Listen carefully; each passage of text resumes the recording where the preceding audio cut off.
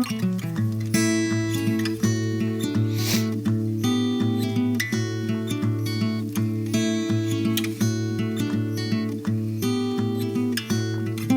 March 2025, and we're going to take a look around the farm and see what we got done in February. And we're actually going to start here in the greenhouse.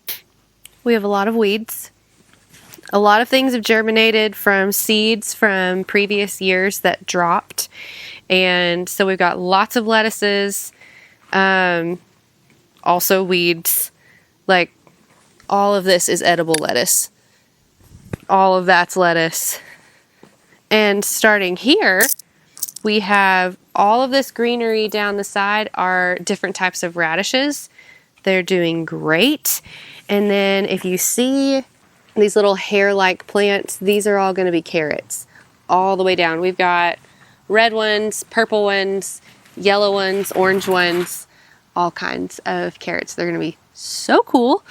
And what's left of our Brussels sprouts, they're not going to produce before it's time to clear this out for summer vegetables. We've got tomatoes, cucumbers, and peppers that are going to go in here. And unfortunately, these little guys, they're just not going to make it. They're not going to do anything. But that's all for in here. We actually did get a lot done around the rest of the farm. So let's go take a look.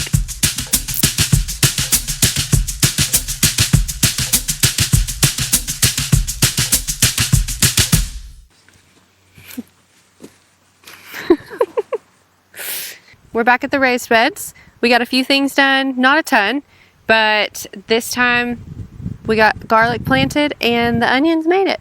So that's good. So in this first bed, I planted 49 garlic cloves. This is a very traditional spacing for them.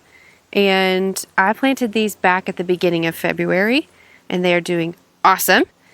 And then over here, I did the traditional spacing, and then I went back through and I shoved garlic cloves in every possible nook and cranny as kind of an experiment to see how much I can actually grow in a small space.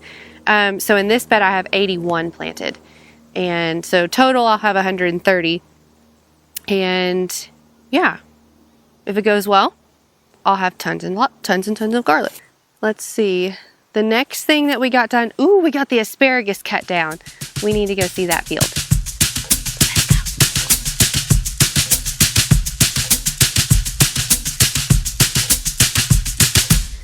This is the asparagus patch. We got it mowed down. It's awesome. It's enormous.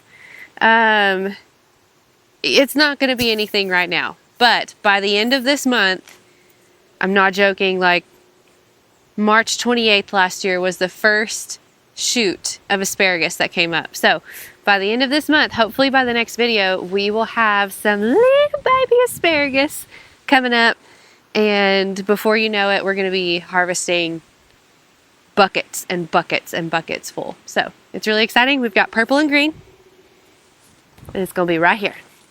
Sometimes you can tell where the rows are from like old canes where we mowed it down, and you can kind of see, oh yeah, here was some.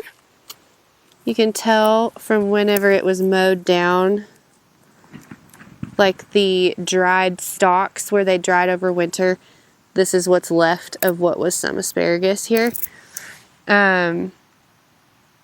which is helpful because you can kind of get an idea of what you're looking for in the spring and where not to step, because you don't want to step on them. That would be very bad. So that's it for the asparagus. And the next plot over, we have where we're going to be putting chickens, and we got some work done there. So let's go down.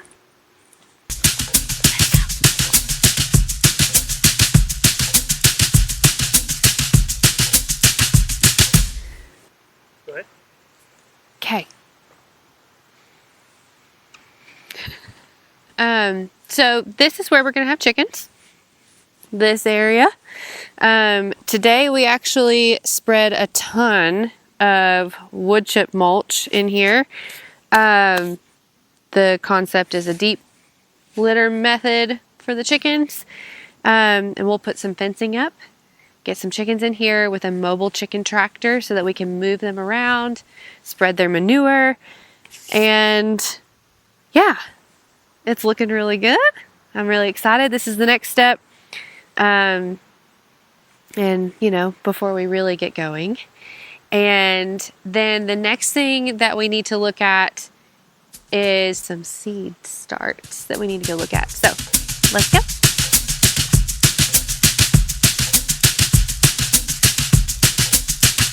We're in the basement. We're in the seed starting area, and we have lots of green things coming up. We've got summer squash, cucumbers, green beans. Up here, they're actually doing even better. This whole row right here of cucumbers is doing so good. Down here, we've got peppers, and they are coming up really great. These are lilac bell peppers. These are going to be a light purple, beautiful color. Over here, we've got 2 flats of tomatoes. So we've got every kind under the sun in here. We've got paste tomatoes. We've got slicing tomatoes that you're going to want to eat on a tomato sandwich. We have cherry tomatoes over here. So they are doing super well. In this flat, there are 72 cells. But in each one, there's multiple. Some of these have 1, but this one has 5. And each one of these is going to be a whole tomato plant. So you can imagine the math here. If you have 72 cells in just this little space, how many tomato plants you can crank out from just that. So it's pretty neat. So it's exciting. This is where it all starts. We, put seeds in the ground, and then they just keep going, and we baby them until they become really good, and we don't have to worry about frost outside. And then next thing you know, you're cutting into a big old red tomato.